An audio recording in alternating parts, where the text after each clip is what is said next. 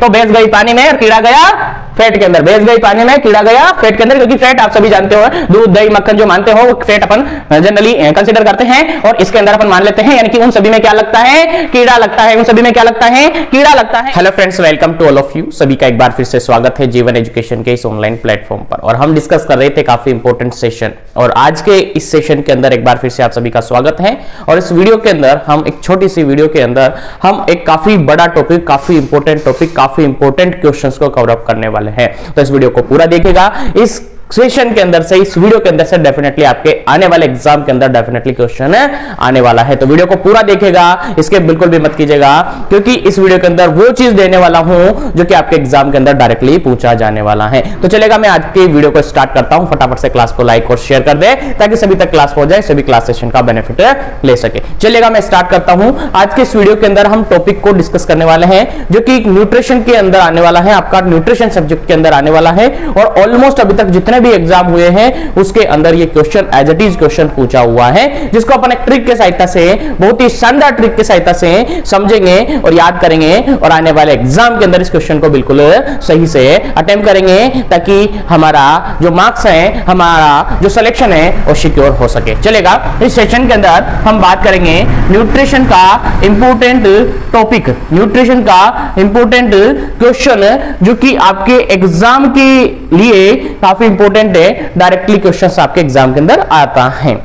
चलेगा, सबसे पहले जैसा कि मैंने बोर्ड पे लिखा है न्यूट्रिशन। न्यूट्रिशन क्या होता है आप सभी को याद है, इसके बारे में डिटेल से अपन डिस्कस नहीं करेंगे, सभी जानते हैं न्यूट्रिशन। न्यूट्रिशन जनरली आप सभी को पता है मेडिकल साइंस की एक ब्रांच है, मेडिकल साइंस की एक ब्रांच है, जिसके अंदर डील किया जाता है, किसको डील किया जाता है, sir principle of the food, principle of the nutrition, principle of the nutrient के बारे में डिस्कस किया जाता है, या फिर जो आपका फूड होता है उसके प्रिंसिपल को स्टडी किया जाता है, उसके प्रिंसिपल से डील किया जाता है कि फूड किस प्रकार से आपकी बॉडी के अंदर काम करता है, फूड आपके लिए क्यों जरूरी है, आपकी बॉडी के लिए क्यों जरूरी है, जो फूड है आपकी बॉडी को किस प्रकार से एनर्जी देता है, आपकी बॉडी को किस प्रकार से रिपेयर करता है, आपकी बॉडी को किस प्रकार से ग्रोथ एंड डेवलपमेंट करवाता है, ये सारा कुछ स्टडी किया जाता है, वो न्यूट्रिशन के अंदर किया जाता है। तो सीधी सी भाषा में अगर मैं कह दूं, न्यूट्रिशन मेडिकल साइंस की एक ऐसी ब्रांच है जिसके अंदर फूड के प्रिंसिपल्स के बारे में पढ़ा जाता है, फूड के प्रिंसिपल्स के बारे में डील किया जाता है, स्टडी किया जाता है कि फूड किस प्रकार से आपकी बॉडी के लिए नीड है, किस प्रकार से फूड आपकी बॉडी के लिए जरूरी है, और किस प्रकार से इसके केमिकल कंपोजिशन आपकी बॉडी के ग्रोथ एंड डेवलपमेंट को मेंटेन करते हैं, आपकी बॉडी के अंदर किस प्रकार से ये एनर्जी प्रोवाइड करते हैं, आपकी बॉडी में अगर कोई डैमेज हो जाता है तो उसको किस प्रकार से ये रिपेयर करते हैं, किस प्रकार से उसकी मरम्मत करते हैं, इन सब का स्टडी करती है आपके न्यूट्रिशन के अंदर। आई होप सभी को याद होगा, इसके बारे में ज्यादा डिटेल से अपन डिस्कस नहीं करेंगे। इसके बाद हम जाते हैं इसके मेन पॉइंट पर, जहां पर आज इस क्वेश्चन के, जहां पर आज इस वीडियो के अंदर अपन बात करने वाले हैं। जी हां, हम बात कर रहे हैं न्यूट्रिशन के अंदर इंपॉर्टेंट क्वेश्चंस की, जो कि आपके एग्जाम के अंदर पूछे जाते हैं। और वो क्वेश्चन पूछा जाता है आपके क्लासिफिकेशन से, वो क्वेश्चन पूछा जाता है सर आपके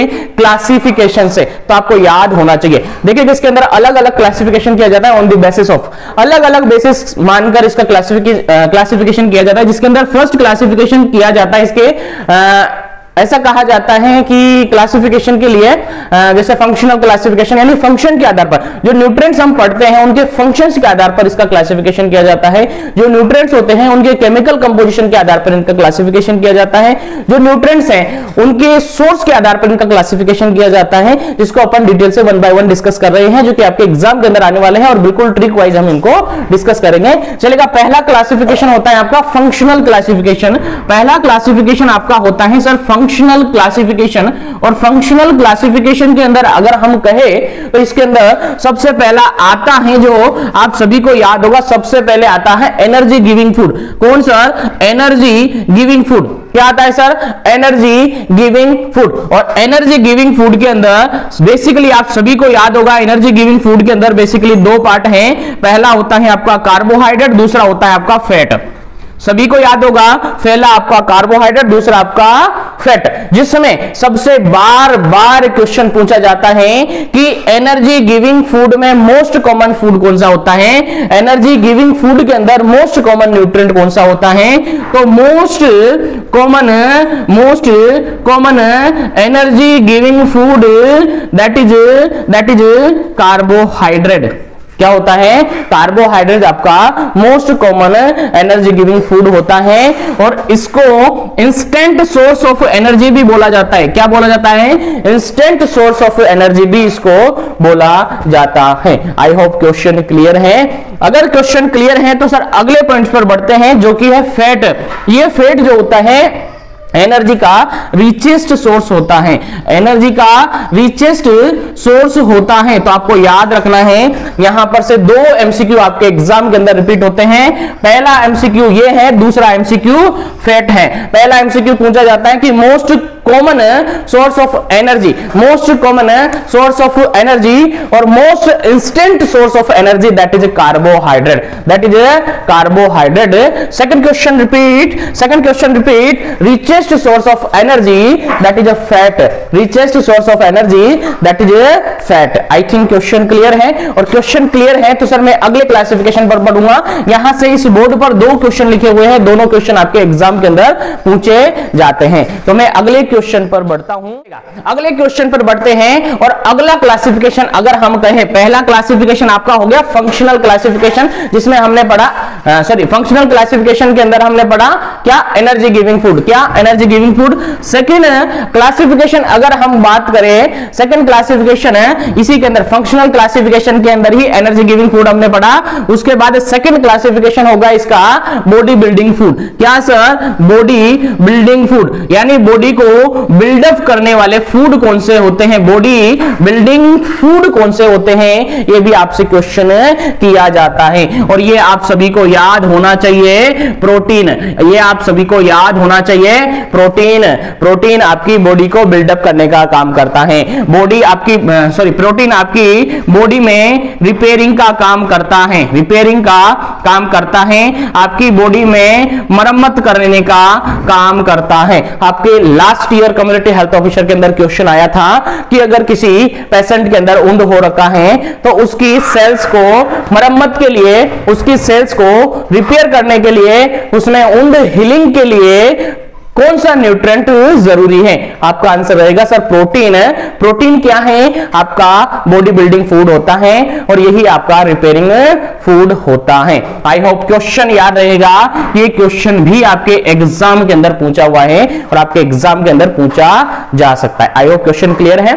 अब आगे बढ़ते हैं अगले क्वेश्चन पर। आई होप यहां तक का क्वेश्चन क्लियर। तो तीन क्वेश्चन हमने डिस्कस कर लिया, richest source, most common source of energy, richest source of energy और repairing food of body. Repairing food आपकी बॉडी के लिए रिपेयर करने वाला, आपकी बॉडी को मरम्मत करने वाला और आपकी बॉडी को बिल्डअप करने वाला, that is a protein, that is a protein. I think clear है। मैं इसको रफ करता हूं और अगले क्वेश्चन पर बढ़ते हैं, इसी अगले क्वेश्चन पर डिस्कस करते हैं। और अगला क्वेश्चन आपका आता है प्रोटेक्टिव फूड, प्रोटेक्टिव फूड। और ये भी क्वेश्चन आपके एग्जाम के अंदर प्रीवियसली पूछा हुआ है और आने वाले एग्जाम के अंदर भी पूछा जा सकता है। प्रोटेक्टिव फूड किसको कहते हैं, सभी को याद होना चाहिए। मिनरल, जितने भी मिनरल्स होते हैं वो, और जितने भी minerals and water, minerals and water जो होते हैं वो आपके प्रोटेक्टिव फूड के अंदर आते हैं। आपसे क्वेश्चन किया जा सकता है कि सर प्रोटेक्टिव फूड कौन से होते हैं, तो जितने भी मिनरल्स आते हैं वो प्रोटेक्टिव फूड आते हैं। सर मिनरल्स में क्या, सर मिनरल्स में आपका सोडियम आ गया, मिनरल्स में क्या आपका क्लोराइड आ गया, मिनरल्स में क्या सर आपका आयोडीन आ गया, मिनरल्स में क्या सर आपका आयरन आ गया। इसी प्रकार से काफी सारे मिनरल्स होते हैं जिनको भी अपन एक शॉर्ट वीडियो के अंदर ट्रिक वाइज डिस्कस करेंगे। तो जितने भी मिनरल्स और वाटर्स होते हैं, इलेक्ट्रोलाइट्स होते हैं, वो सारे आपके प्रोटेक्टिव फूड के अंदर आते हैं। आई होप क्वेश्चन क्लियर है। तो मैं आगे बढ़ता हूं अगले एमसीक्यू पर। तो नेक्स्ट एमसीक्यू आपका प्रोटेक्टिव फूड से क्वेश्चन आपके आता है आपके एग्जाम के अंदर। आई थिंक क्लियर है। तो आगे बढ़ते हैं अगले। यहां तक अपने जो क्वेश्चन डिस्कस किया, आई होप आपको समझ में आ गया होगा। अगले क्वेश्चंस की बात करते हैं, वो होते हैं अगले क्वेश्चन की बात अगर हम करते हैं तो अगले क्वेश्चन होता है आपका सोर्स के अकॉर्डिंग टू सोर्स आपका न्यूट्रिएंट्स का क्लासिफिकेशन। पहला क्लासिफिकेशन एनिमल सोर्स, दूसरा क्लासिफिकेशन प्लांट सोर्स। तो दोनों याद रखेगा। एनिमल सोर्स से वो सारे न्यूट्रिएंट्स, एनिमल फूड, वो सारे फूड जो कि एनिमल से मिलते हैं। किससे मिलते हैं? एनिमल से मिलते हैं। लाइक आपका मिल्क हो गया, लाइक आपका मीट हो गया, लाइक आपका चिकन हो गया।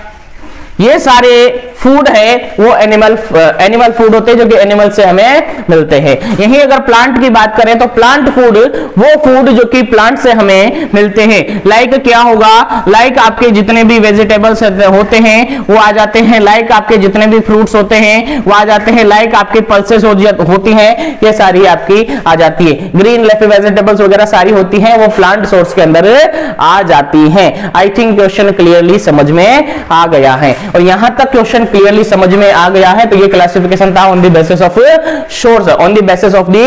सोर्स, और अगला क्लासिफिकेशन अगर हम कहे तो केमिकल कंपोजिशन के आधार पर होता है। अगला क्लासिफिकेशन है केमिकल कंपोजिशन के आधार पर होता है। केमिकल कंपोजिशन के आधार पर आप सभी को पता है कार्बोहाइड्रेट होता है, प्रोटीन होता है, फैट होता है, विटामिन होता है, और minerals and water electrolytes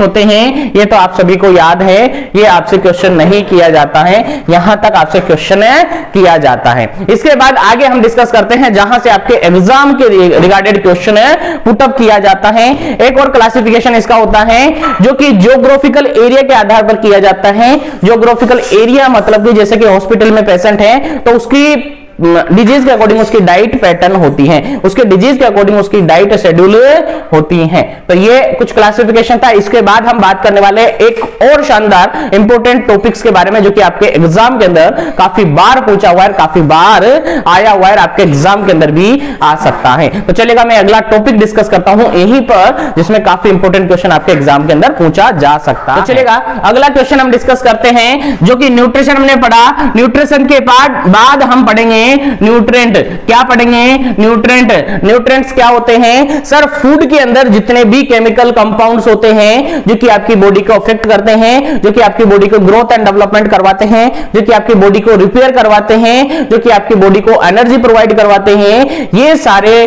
chemical compounds आपके न्यूट्रिएंट्स होते हैं। ये सारे केमिकल कंपाउंड्स आपके न्यूट्रिएंट्स होते हैं। और इन न्यूट्रिएंट्स को भी अलग से क्लासिफाइड किया हुआ है, और यही क्लासिफिकेशन आपके एग्जाम पॉइंट ऑफ व्यू से इंपॉर्टेंट होते हैं। यहीं से आपके एग्जाम के अंदर क्वेश्चन पूछा जाता है। चलेगा, समझते हैं क्वेश्चन कहां से पूछा जाता है। तो जो न्यूट्रिएंट्स हैं इनको अगर क्लासिफाइड किया जाता है रिक्वायरमेंट के आधार पर, आपकी बॉडी के रिक्वायरमेंट के आधार पर, तो ये होते हैं, एक होता है मैक्रोन्यूट्रिएंट, एक होता है माइक्रोन्यूट्रिएंट। ध्यान रहे, एक होता है मैक्रोन्यूट्रिएंट, दूसरा होता है माइक्रोन्यूट्रिएंट।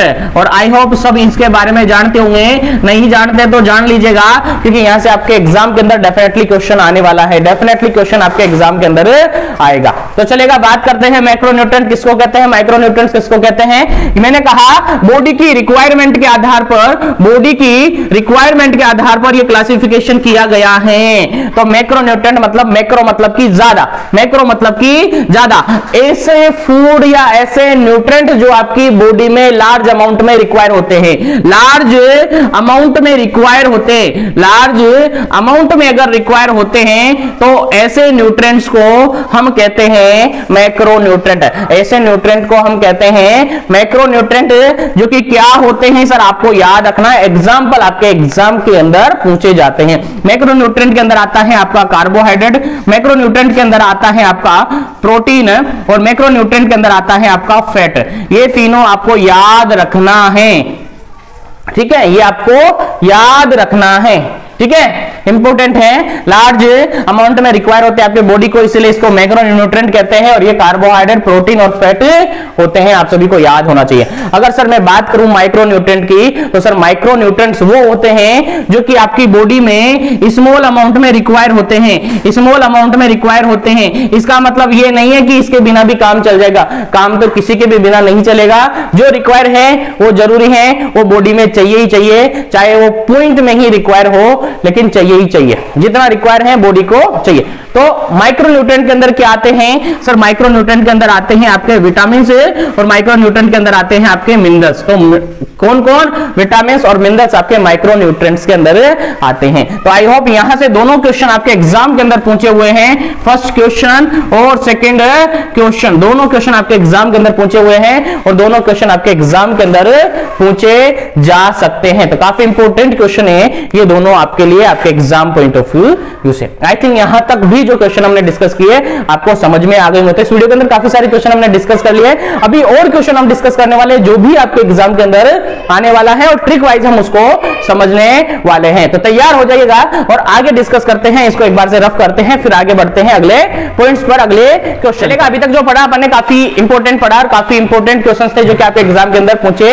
जाने होते हैं। अगले क्वेश्चंस की बात अगर हम करते हैं, अगले क्वेश्चंस की बात अगर हम करते हैं तो अगला क्वेश्चन होता है आपके इंपॉर्टेंट क्वेश्चन आपके विटामिन पर। अगला क्वेश्चन आपका होता है विटामिन से रिलेटेड, और विटामिन से रिलेटेड ज्यादा बात अपन नहीं करेंगे, जो क्वेश्चन आपके एग्जाम के अंदर पूछा जाता है वही हम समझेंगे और उसी को ट्रिक से मैं आपको समझाऊंगा।